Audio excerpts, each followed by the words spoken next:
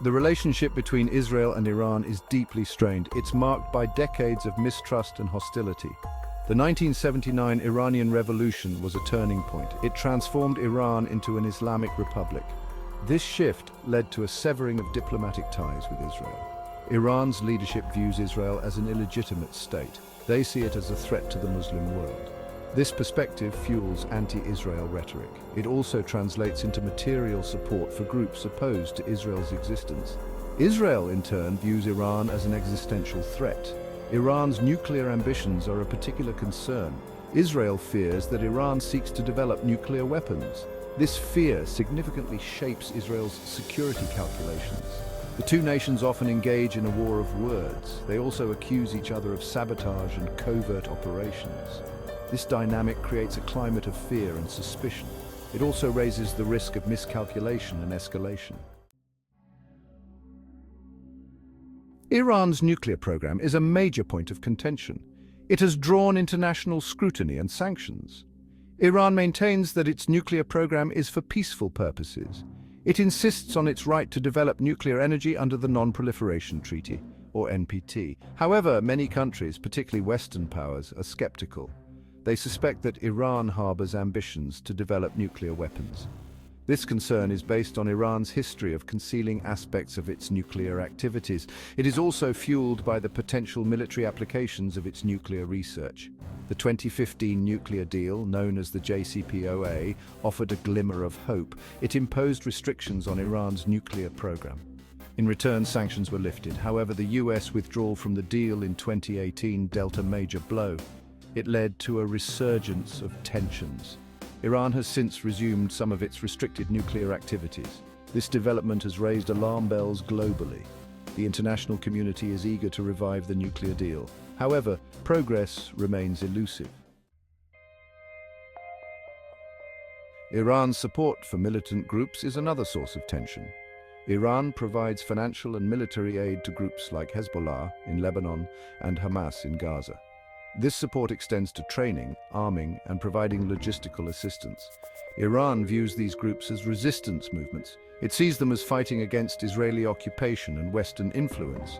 However, these groups are often designated as terrorist organizations by Western countries. Israel considers Iran's support for these groups as a direct threat. It holds Iran responsible for attacks carried out by these groups against Israeli targets. This issue further fuels the cycle of violence and mistrust. Iran's regional activities have also destabilized neighboring countries.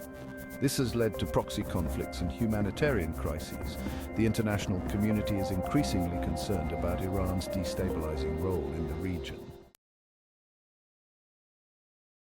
Section 4. The logic against World War III. Why a broader conflict is unlikely. Despite the heightened tensions, a direct military confrontation escalating to World War III is unlikely. Neither Iran nor Israel desires a full-blown war.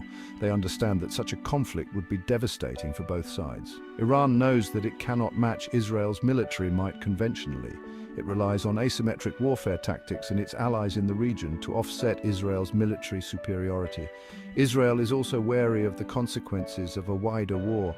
An attack on Iran's nuclear facilities could have unpredictable regional repercussions. It could also lead to a wider conflict that could draw in other global powers.